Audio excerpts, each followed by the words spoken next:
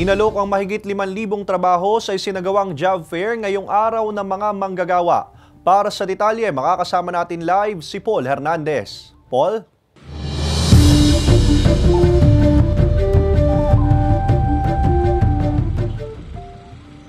Mahigit 300 ang nagrehistro at lumahok sa job fair sa Batangas City.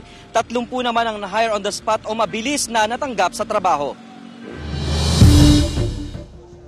6 na taong walang trabaho ang dating pipe fitter na si Joel nang ma-end of contract siya sa isang construction firm. Pag po maganda ang performance, pag minsan po, yung contractual lang po. Pahirapan nga raw ang pag-a-apply. Kaya ang job fair ngayong Labor Day sa Batangas City Sports Coliseum, isang hakbang na rin para makahanap ng employer. Mahirap po sa ngayon kasi dumaan po yung pandemic. Mahigit 5,000 trabaho ang inialok sa job fair na pinangunahan ng Department of Labor and Employment o DOLE Batangas at Peso Batangas City. May 42 kumpanya ang nag-aalok ng local employment, gayon din ang trabaho sa gobyerno. Meron tayong sa retail, meron din tayong manpower services, meron din tayong mga office staff and personnel, mga ganon. It's a very diverse set of companies. Karamihan sa mga lumahok, mga nag-resign o di kaya'y fresh graduates na gaya ni Ira na katatapos lang sa kursong engineering. Ang ginawa ko, parang nireview ko yung background nila, kung ano ba yung mga kailangan nila, plus points. Payo ng Labor Department sa mga aplikante, samantalahin ang oportunidad na makapagtrabaho, lalo't experienced employee ang hinahanap ng maraming kumpanya. Magandang attitude rin daw ng aplikante ang hanap ng employer. Ayon sa DOLE,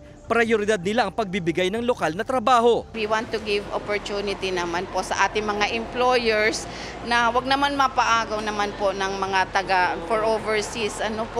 Nahirapan na talaga po tayo kasing kumuha. Ayon sa Labor Department, napanatili ngayon sa 94.1% ang employment rate sa lalawigan mula pa noong 2023. That's around 5.9% ang ating unemployment rate. Ngayon po, ang maganda lang po is the underemployment natin.